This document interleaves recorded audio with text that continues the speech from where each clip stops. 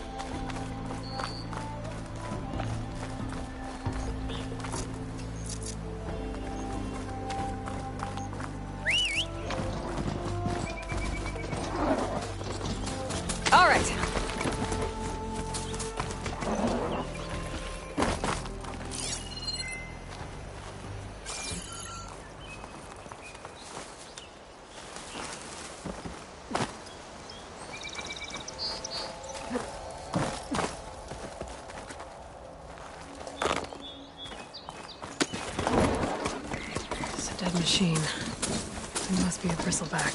That must be chain scrape. Drew said I could get my bow upgraded in there. Might be able to tinker with my other gear, too.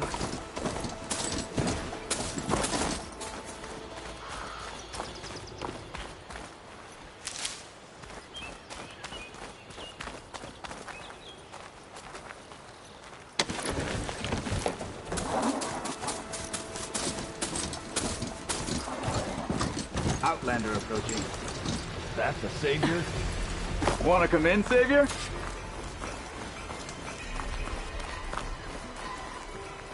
Welcome to Chainscrape, Savior.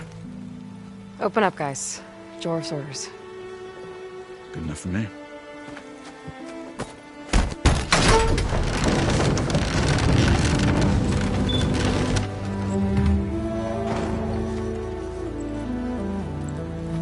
By the Forge. Petra? Aloy, what are you doing here? About time there was something worth looking at in this dump. It's nice to see you, too. And not a moment too soon. Come on.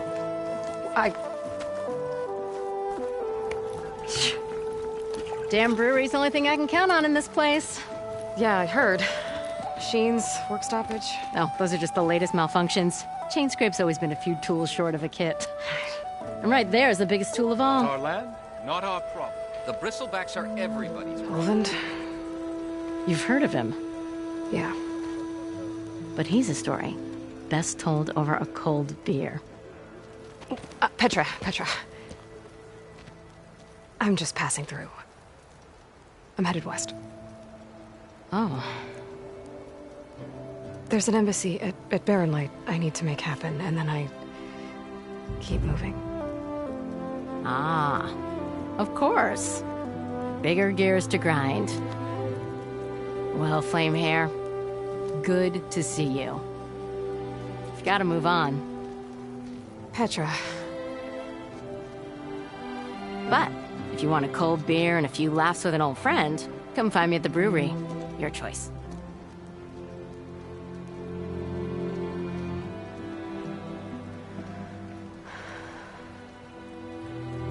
Well, this old one guy sounds like trouble. Maybe Petra could use some support. But first things first, I need to find that workbench and upgrade my bow. I'm drunk, you! Never fear, my lady. You have found me.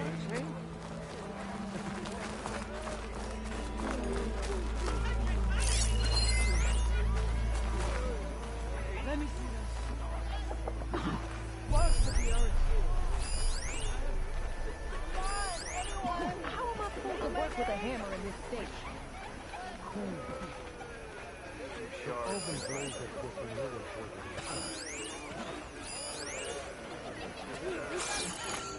You know what we need?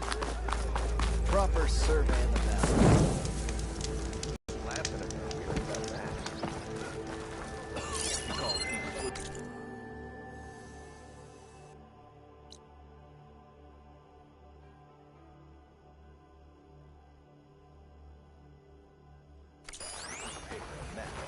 Sure. Okay. Shoot. What's your problem? Proper survey. Ignoring me again? Adam!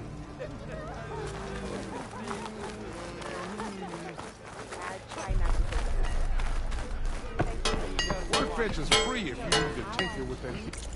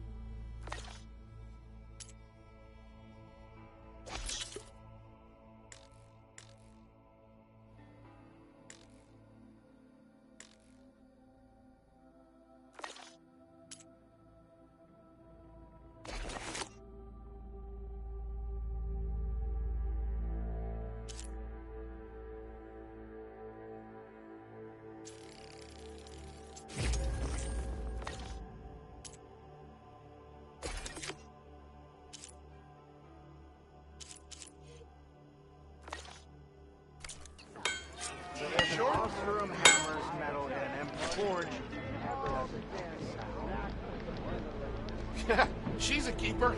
And her letter was, "I wish you were beer."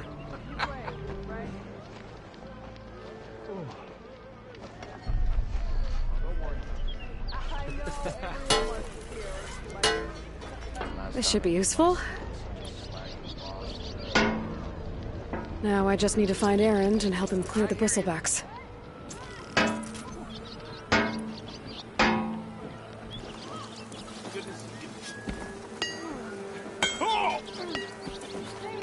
Shop looks closed. Yep. Can I still use the workbench? I ain't gonna stop you. Nothing like the sound of a child's laugh while enjoying a good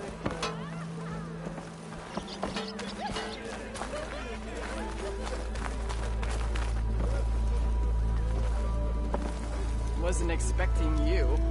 Can I help? hammer isn't gonna kill you. You wouldn't be going out west, would you? I hear there's some mighty delves to be had.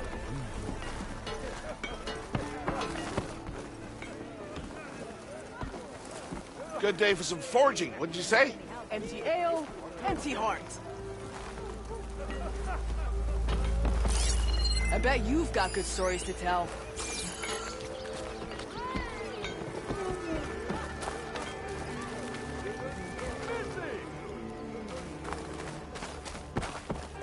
Salutations, fair maiden.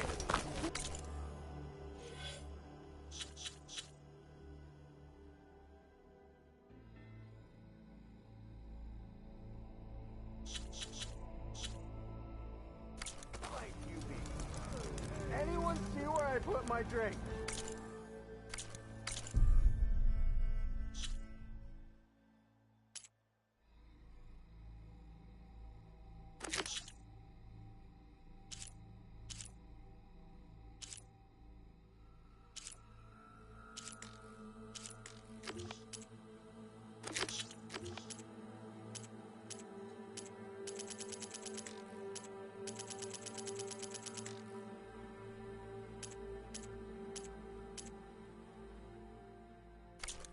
Anyone? Oh, there it is. Don't tell me they let you out of the forge already. Oh, hold up. I have something to say to you.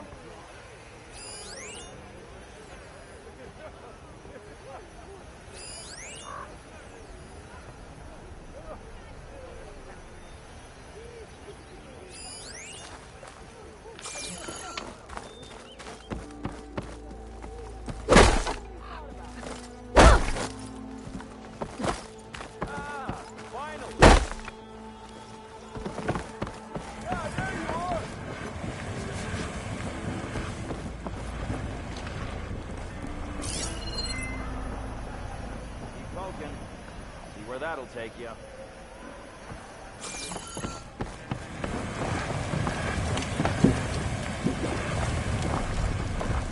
I want to see more steam from that kettle.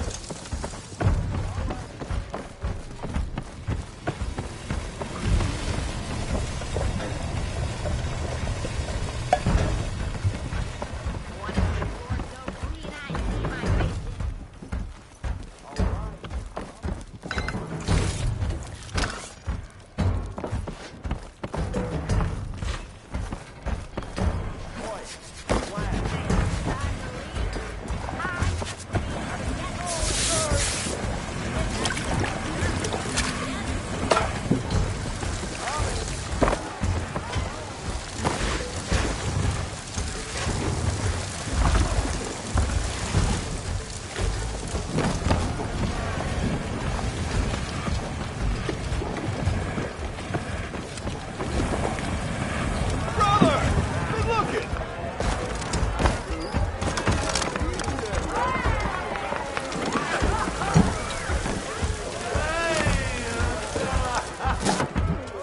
Hey, Milda.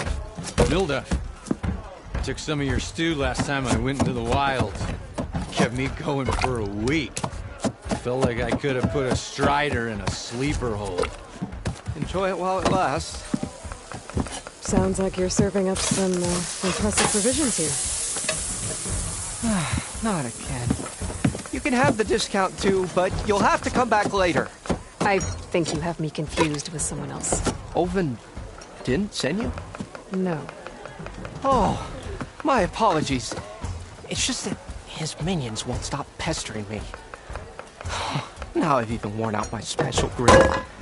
Since I'm in the midst of a crisis, perhaps you could skip to what it is you wanted? Some of your food? Of course.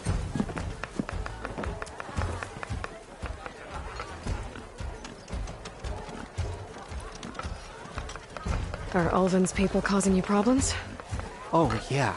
They constantly demand my best, but the equipment I need to make my signature dishes isn't built for batch cooking. And don't get me started on the Ulvin discount they feel so entitled to. And if you refuse? I make meals. No trouble. How did you end up in Chainscape?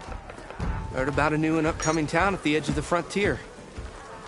Where there's a town, there's a tavern. I was in need of work. So I got myself out here and started cooking. Some of these people had never tasted proper boars and berries stew before. Anyway, next thing I knew, people kept coming back. Guess they liked my food. Or the ale. Your last customer mentioned your cooking really kept him going out in the wild. Where I'm headed, I could use some of that. I would be happy to oblige, especially since you have the decency to ask pleasantly. But my special groove griddle is no more. Without it, I can't cook any of my signature dishes. I hate to think what'll happen when I'm forced to refuse Ulvin or his goons. Even if I already had the right ingredients, there's nothing I can do. Unless you can source me a temporary replacement? what do you need? For the ingredients, a few pieces of decent wild meat, and I'd say a big handful of bitter leaf stems. That'll do. As for the griddle, a corrugated metal panel might suffice until I can have a new one forged. You'd likely find one in the scrounger pile, if you follow the river to the northeast. Don't worry, I'll clean it first. You'll have no issue finding boars and bitter leaf on your way. Assuming you're as much a hunter-gatherer as your clothing suggests. Thanks, Mildef. I'll keep an eye out. So that's what gratitude sounds like. And don't let anyone push you around, okay? If you say so.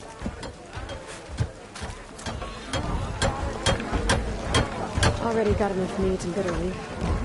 Just need to grab a metal panel from the scrounger pile.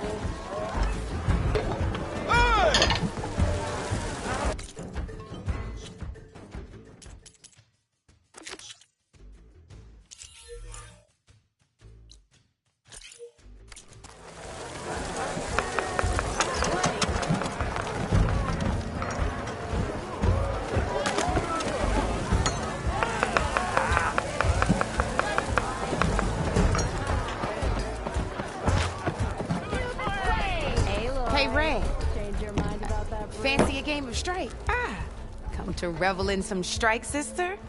Let me set the board. I was just passing by. First timer, huh? Don't worry about it. I'll go easy on you. You got any pieces? No. Well, aren't you in luck then? I got an extra set, a Tanakh original straight out of the Forbidden West. Sit. I'll run you through it in a hot spark. I'll give you something special if you win it on my boards, too.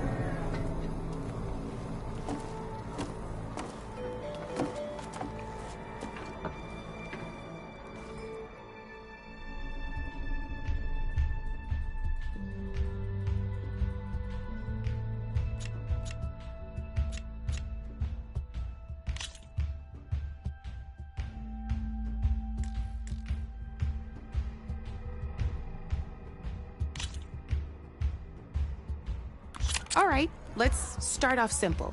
The Tanakh like to say that Machine Strike is a game of pure strategy. We each get a set of pieces. Each piece represents a kind of machine, and each machine is worth a different number of victory points. And to win the game, you'll need to gain 7 victory points by destroying the opponent's machines. It can be tricky remembering the details of every machine, so we use these notes to keep track of them. You see that number on the top right corner? That there's how many victory points you'll get for destroying that machine. Notes also tell you how far a piece can move, how powerful their attacks are, the distance they can strike from, and of course, their health. Okay, that's enough for now. Let's just play. I'll explain the rest as we go. I own the board, so I get to choose who goes first. Since this is your first time, I'll let you go. Usually you get to choose which pieces to set on the board, but this will do for now. Pick up that machine piece to your right, and move it forward. Remember, each machine can only move a certain distance. Take a look at your notes if you need a reminder.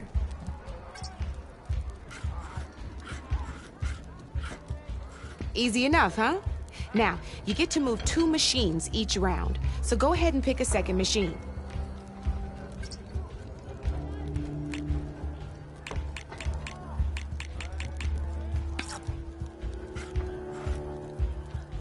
Just need to, move that machine forward, Red. Gotta move that machine forward. Perfect. There's not much else to do for now, so just end your turn. We're forging onwards. Let me move my pieces here. And we're back to you. This time, why don't you try attacking one of my pieces? Try with that machine on your right first. Now move the piece close enough to attack one of my machines. When performing an attack, you'll be testing your machine's... A machine's combat power is a combination of the terrain your machine is standing on and its own attack power. This board and your current machine has 2 points of attack power. So in total, your machine's combat power equals 2 points. Since my machine isn't the one attacking, it has 0 points of attack power. And just like your machine, it's not affected by grassland terrain. So right now, the difference in combat power between the 2 machines is 2 points. This means your machine can do 2 points of damage to my machine. Did you get all that?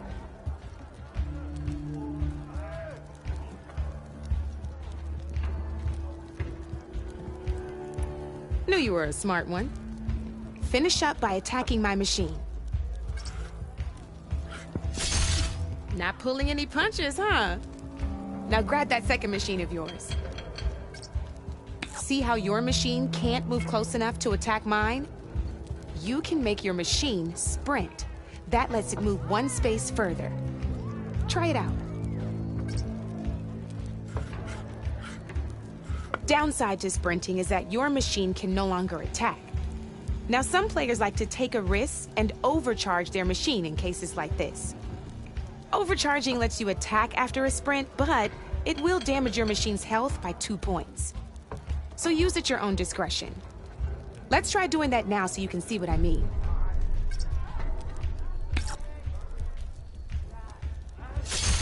That's about it for your turn then.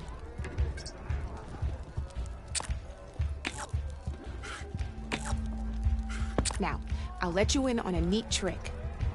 That machine of yours, the one closest to me, grab a hold of it. Same as in the wilds, machines have both armored points and weak points. You can see them marked on the pieces. Blue shows where their armor is thickest. Hit them there and you'll do some damage, but not a lot. Now, red shows the machine's weak points. Hit those and you'll deal a mighty blow. Here, let me show you. Rotate that piece so your machine faces mine. Now let that machine have it. Off the board she goes, and there's your first victory points. You don't have 7 of them yet, so let's keep going. Your machine attacked mine, but hasn't moved yet. Go ahead and move downwards towards my remaining piece.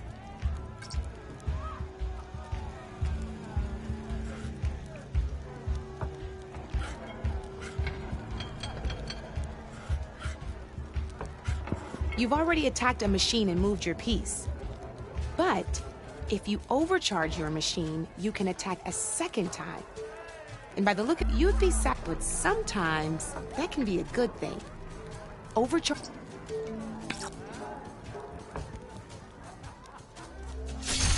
Ain't that a thrill? Now, because your machine was knocked out at the same time as mine, we both get the victory points our machines are worth. Good news is, since you're the one attacking, you're gonna receive your victory points before I do. Which means you can reach the coveted 7 victory points first. That's why sometimes losing a piece can be the best way to end a game in your favor. Now, you'll notice you didn't get quite up to 7 victory points this time, but you did destroy all my pieces. That means you're the winner! That wasn't so hard, was it? Just remember to always check for the best terrain to attack from. You'd be surprised the advantage you can gain over an opponent like that. I know it saved my behind in a game or two. I'll try and remember that.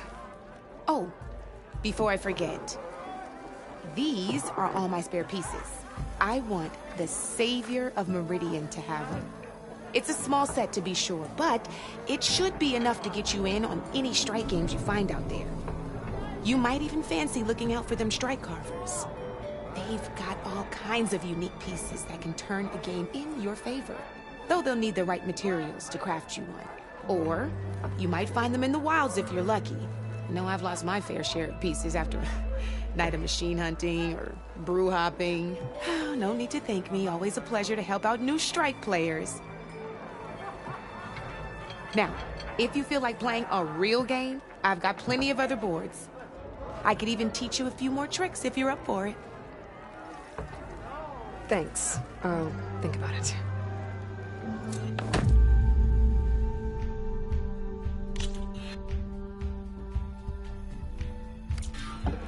You know where to find me, Red.